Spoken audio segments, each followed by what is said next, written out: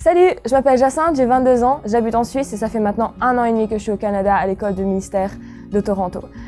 Aujourd'hui, je voulais vous partager mon témoignage sur comment ma relation avec Dieu elle a changé la façon dont je le vois. Donc, je suis née dans une famille chrétienne et j'ai toujours vu Dieu à l'œuvre dans ma famille, dans des situations, des relations, des finances. Donc, j'ai toujours été encouragée à avoir cette relation personnelle avec Dieu.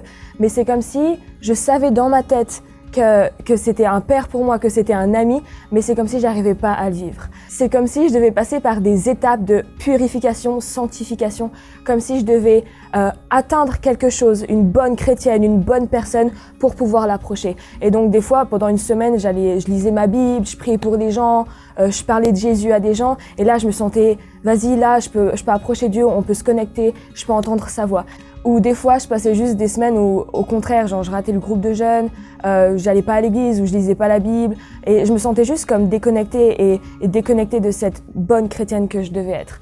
Et en mars 2019, donc, je suis venue à l'école de ministère, et notre première semaine, c'était sur comment entendre la voix de Dieu.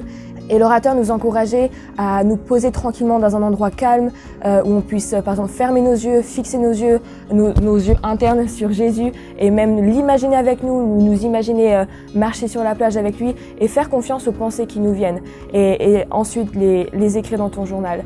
Et moi, c'était quand même bizarre de faire ça, parce que je me disais, je peux me connecter avec Dieu comme ça, je dois pas passer par toutes ces étapes de purification comme j'avais l'habitude de le faire avant. Mais une fois, je me suis dit, viens, Jas, on est intentionnel, tu vas essayer de faire cette méthode-là. Du coup, je me rappelle me réveiller un matin, aller dans l'auditorium de l'école, je me suis posée sur un canapé, j'ai fermé mes yeux, première étape, c'est bon, on est tranquille. Et d'un coup, j'ai comme l'image de Jésus qui vient devant moi. Et là, c'est comme si j'entendais dans mon cœur, enfin, t'es là. Et là, du coup, j'ouvre les yeux en grand et je me dis, attends.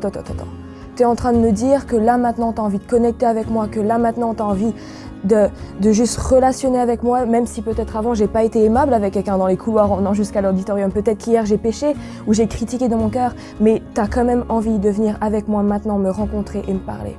Et c'est à peu près à ce moment-là que notre aventure avec Jésus, elle a pris un nouveau tournant et où je l'ai vu plus comme un père, plus comme un ami. Et c'est là que j'ai vu que ma relation avec Dieu, elle a complètement changé et la façon dont je le voyais. Alors c'est clair, j'apprends encore, il y a tellement des mystères de son cœur que j'ai de la peine à comprendre. Mais de plus en plus, j'essaie de lui montrer toutes les parties de mon cœur, même les parties que moi-même, j'ai pas envie d'aller voir.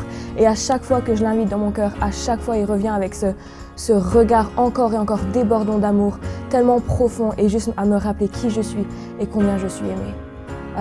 Voilà, c'était un petit témoignage.